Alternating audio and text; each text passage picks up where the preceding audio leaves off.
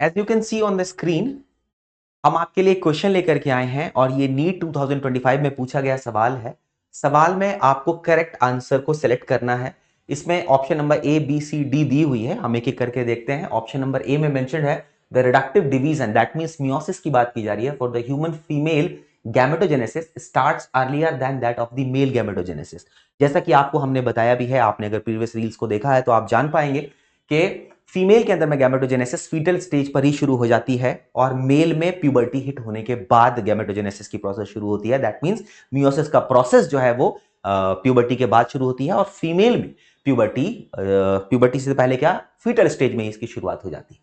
The gap between the first meiotic division and the second meiotic division is much shorter in males compared to females। ये बिल्कुल correct statement है।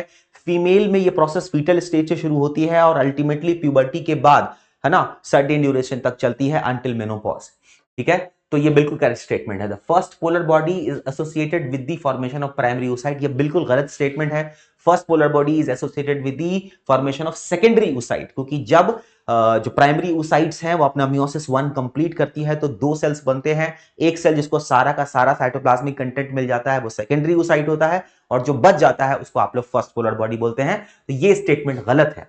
D की बात करें, luteinizing hormone surges lead to the disintegration of the endometrium and the onset of menstrual bleeding. ये बिल्कुल गलत statement है। एलएच हार्मोन 14th डे को सर्ज करती है और वो ओव्यूलेशन को प्रमोट करती है। ग्राफिन फॉलिकल फटती है और ओवम रिलीज होता है और ओवरी में पीछे कॉर्पस ल्यूटियम बच जाती है। तो इसमें से हमें करेक्ट आंसर को सिलेक्ट करना है। So as per the discussion आप देखेंगे जो करेक्ट आंसर हमारा होगा वो option number A and B होगा। Option number 1 will be the correct answer. ऐसी ही मोर इन्फॉर्मेशन के लिए you can connect with us. Thank you so much.